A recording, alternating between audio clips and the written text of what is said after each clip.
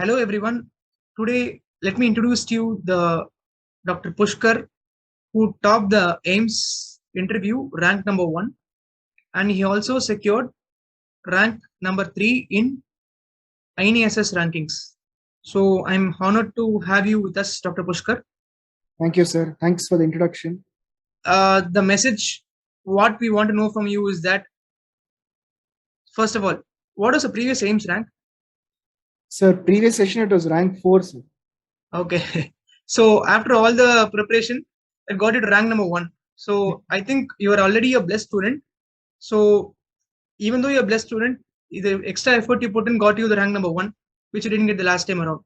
And to add to that, this is the first INI-SS. I mean, like this is the first ever INI-SS. So definitely that is a achievement in itself, because not to know the pattern previously and to achieve it is a achievement by itself. That's what I feel. So what was the preparation strategy, Dr. Pushkar? Yes, sir. So regarding my preparation strategy, the first thing I would like to tell everyone is don't rely always on one source, because it's a very competitive exam. Even knowing, like, even getting one more MCQ right could set you in the right spot. So use multiple sources. Okay, don't try to stick on to just one source. So coming from the scratch, first you should do Harrison. Okay, I think everyone knows that. That's a known fact. So you have to be very thorough with the neurology section in Harrison, all the tables, all the flow charts, even the small, the text boxes that come below the images in Harrison. Everything is a potential MCQ. Okay, so that's the basic thing you should be doing. After that, the next step is going to be Bradley. So Bradley is surely a must for INI-SS. I think even for NEET-SS, it's surely a must. Of course, I'm still yet to give NEET-SS my first attempt, but going by what others are saying, I'm guessing even for NEET-SS, Bradley is pretty much important. So is completing Bradley on the whole a possibility? The answer is no. So you can't read the entire Bradley. It's not possible. I don't think even DM residents would have been able to complete entire Bradley. Correct. Yes, sir. So just try concentrating on the important topics, and don't go through the entire text. Again, when it comes to Bradley, look at the images, go through the flow charts, go through the tables, because these are spots where the examiners are going to pick up MCQs. So, Dr. Pushkar, I just want to stress on the fact that what all topics would you recommend the aspirants to study from Bradley? Because as you told, it's not possible to study the entire text. Yes. So, yeah. Yes, sir. Coming to that, sir, I think the most important one would be stroke, sir, because I personally felt the stroke chapter was it was well written in Harrison. It's very simple, but not much aspects on the invasive strategies in stroke management was very much discussed in detail in Harrison, sir. So, and AIIMS, I think stroke is a favorite question in AIIMS, especially mechanical thrombectomy, aspect score. Okay, so those are things that you'll be able to read it better if you go through Bradley.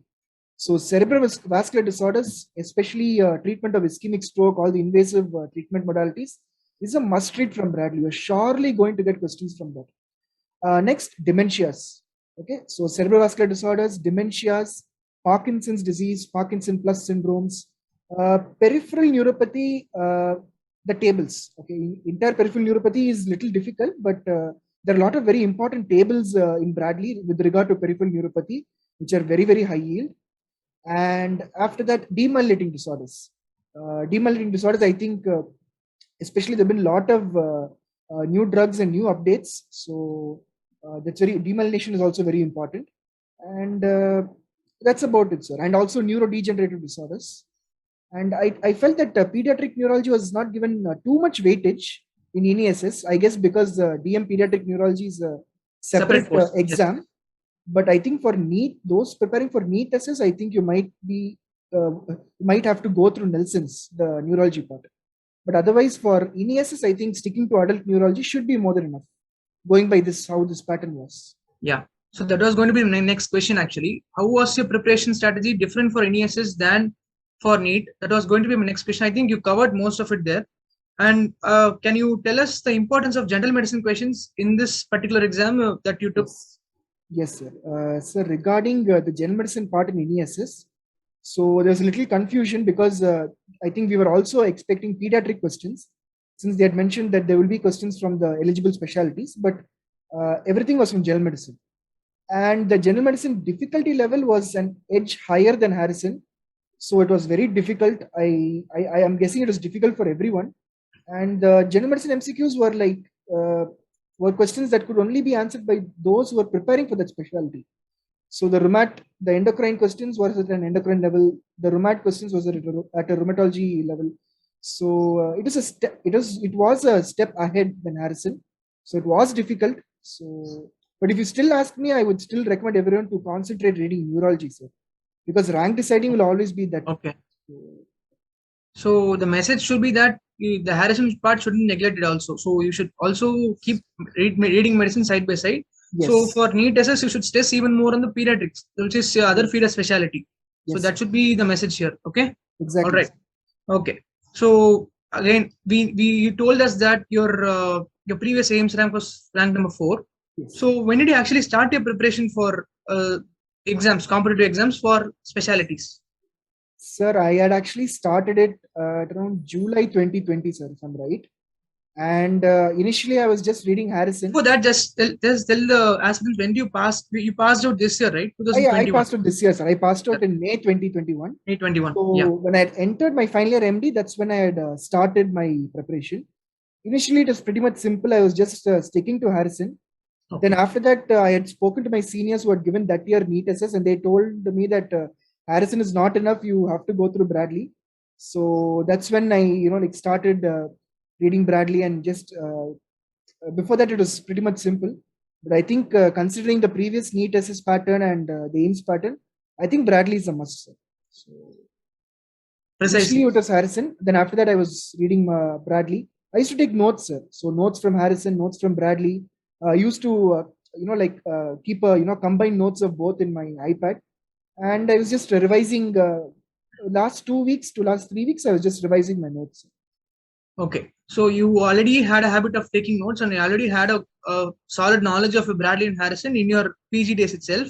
Yes. And you stepped up the preparation after you are in the verge of completing MD. So what did you do different after you completed MD? Like in your preparation, actual preparation phase, what did you do differently? Yeah, sir. So what I did is, after I'd given the July AIIMS sessions, I just realized there was a few topics which I was getting wrong, like inherited ataxias and stroke. I didn't realize what the exam would be so strongly based on Bradley. So actually, if you see the inherited ataxias chapter, it's so beautifully written in Bradley. It's not. It's very superficially touched upon in Harrison. So I was predominantly concentrating on the points which I felt I had missed out during the AIIMS session, and also latest updates, sir. So I had used UpToDate. It's a very excellent online source. So if you want to be in touch with all the latest FDA approved drugs or any other latest updates with any disorder, UpToDate is very, very useful. And sir, I had also used your Qbank. I would say it's a little different. I'll happily recollect that you were the first subscriber of the ADRPLEXUS Qbank. Yeah, I was the first one, sir. I think that time was a period where there wasn't much of online content for neuro, sir. I think everything was coming up. So I was experimenting a lot. So I was buying a lot of online material. That time I had come across yours. And it is a little different from the other Qbanks. If you see the other Qbanks, they pick words from the text and pretty much one word a type. I felt your Qbank, the user interface and the question types was a little different. Something I've not come across till now. Even during NEET-PG days, the style is a little new. And not only the key, I think you also have an explanation even for the wrong answers. So I think in your Qbank, sir, you have a question. So you have an explanation for the correct answer. And even for the wrong answers, you even give explanation why it's wrong. So that is a personal favorite. I mean, it is very new. I like that style of Qbank, sir. So I had used, I think I was not able to complete it fully, sir, because I think 90% I was able to do, because it takes a lot of mental effort to read your Qbank. You have to invest a little bit more time in it. So I think we did that on purpose. That two reasons is because anyways, you would have come across the common MCQs somewhere. That you usually come across a common MCQ somewhere. So we wanted our Qbank to be more mentally investing, so that you get prepared for the institute type exams. So we did that consciously, and obviously the first thing you do in MCQ is rule out the wrong answers. So you also wanted to give the why the answer is wrong rather than which is right. So I think we did that on purpose, and I think it has reached the topper. So I think we succeeded right there. I'm happy with that. And can you touch upon bit as a neurology as a career? So if someone is watching in MD first year or second year and is watching an interview right now, so what would you tell them? Why would you want them to take neurology up as a career? Yes, sir. I'm glad you asked this question, sir. So I think my personal opinion, sir, I mean, based on where I have worked, I feel most of the people who are doing MD aren't that keen on taking neuro. They have this sort of neurophobia. They have this idea that it's very tough, and they have this feeling that most of the neurological disorders are chronic. They're not treatable. There's no patient satisfaction. That is totally wrong. Yes, that is exactly correct. But because the cases we get in MD, the cases we get in the MBBS period, are all burnt out cases. That is not what you commonly encounter in clinical practice. You encounter a lot of curable cases also, but that is not what is given to us in exams. I think that is a flaw in the system right there. You proceeded with. Yes, sir. So, like you said, I think most of the MD postgraduates have this bad impression about neuro, that it's something that's chronic, it's something that we can't do much to help the patient.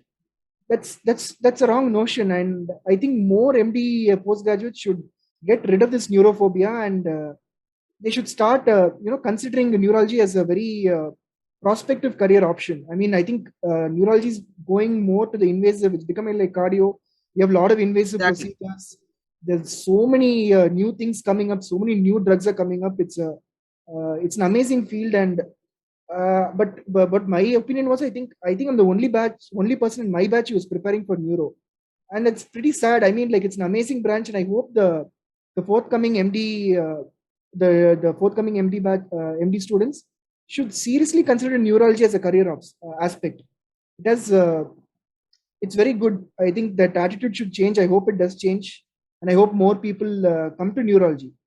So, and that is why I wanted to ask this question, because as you told, a lot of people have a neurophobia, and the reason, as you clearly made out, is because of what they see in UG and PG. Not much of a actual real world exposure there. And as you told, in another 10 years, stroke will become like MI. It will be thrombolized left, right, and center. Yes. So if anyone is already become like that, sir.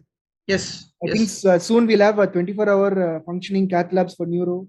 I think where that day is not very far off. Hopefully, in the near future, it will become like that, just like cardio. So, yeah. And what I mean, you're rank number 1, so you have all the choices in the world. So what would be your preferred institution? And I mean, everybody has personal choices. And what would you be? How will you rank the institutes for neurology if someone is again want to take neurology as a career option? Yes, sir. So I think I'll be doing the unpopular choice of not taking AIIMS. But I think what is best for everyone might not be the best for everyone, right? So it all depends. I mean, like usually students who are at the DM level, they'll have a lot of commitments, family commitments. Many will be married, having kids. So I think the best option is what is best for you, what is most convenient for you. So all the institutes are excellent. You'll be able to learn anywhere. So I would be hopefully taking JIPMER, sir, this time. So that's because of family issues, and it's more convenient. Like I said, the best option for everyone might not be the best for you. So correct.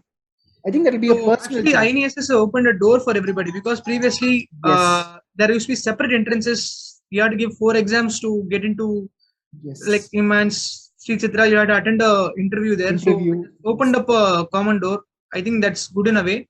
And you are, it's excellent decision, centralizing everything into central institute into one package. So I mean, kudos to the government for doing that. And would you be appealing for NEET-PG, NEET SS exam? I don't know, sir. Because, so I think that's a good news for other aspirants there. So I don't know. I still haven't thought about it. I think I'll have to decide after some time whether I'm going to take the exam or not. Since I was actually primarily preparing for NEET SS, to be honest with everyone, I was my preparation strategy was primarily focused at NEET SS. NEET SS. So I was studying pediatric neuro, a lot of pediatrics, and I just happened to clear INI SS. I don't know if I have the stamina to keep going on and give another exam. So I'm pretty much really tired, and I'm just done with the exams now. I just want to join my residency. So. And it has been a longer wait than usual, right? So yes, sir. the exam is supposed to happen in July or so. This is a longer wait than usual.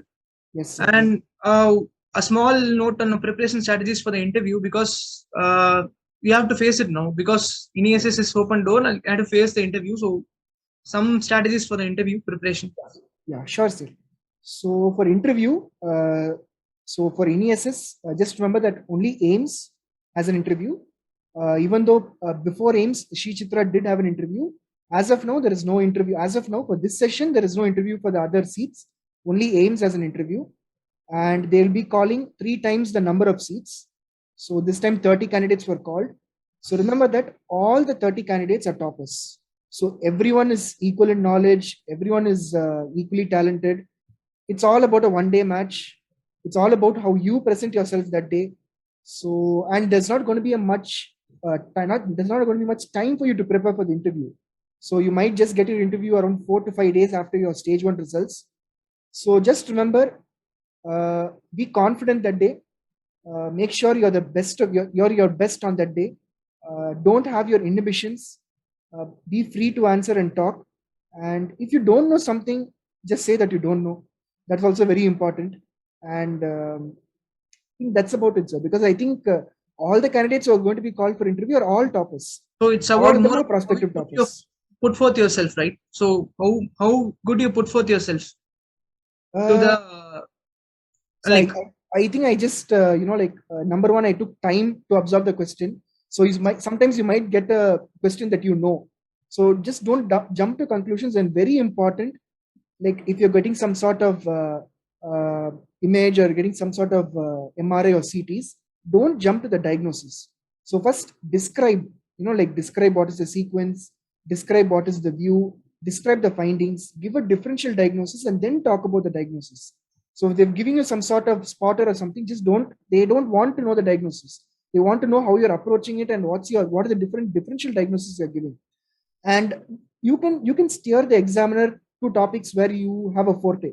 So avoid going to, avoid taking the discussion to controversial topics, or avoid taking the discussion to topics you feel that you might not be able to answer, So most of the times we will be able to take the examiner, you will be able to take the discussion to where you want to, so keep it simple.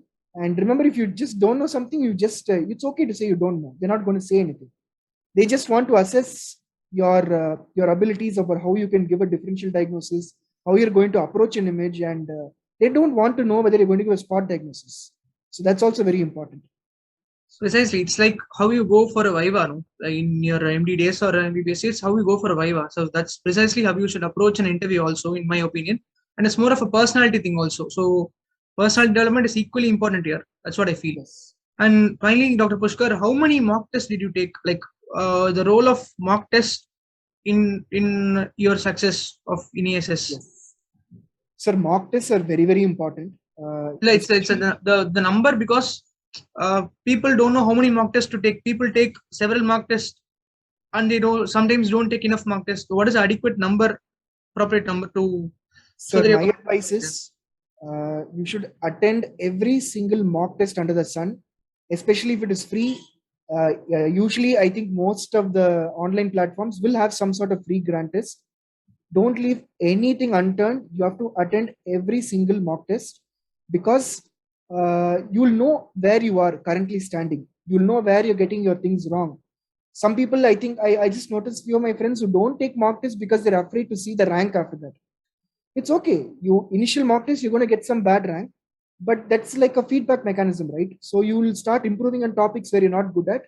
So my request is, this is not a university exam. It's not a theory exam. You're not going to be writing stories. It's finally just an MCQ examination. The more amount of MCQs you work out, the more better you're going to do. So by giving multiple mock tests is surely going to improve your rank. I think you should attend every single mock test, which is free or what is paid or anything. You should attend without even thinking about it twice. That's a great piece of advice, and I'm happy to recollect that Dr. Pushkar topped the mock test by ADR also. Yes, and sir. What was the impact of the new pattern, the change, and the change back again? What was that did that affect the preparation of many aspirants in any way? Like, it definitely affected, but yes, sir. Yes, sir. That is, I think there was a change in NEET SS pattern.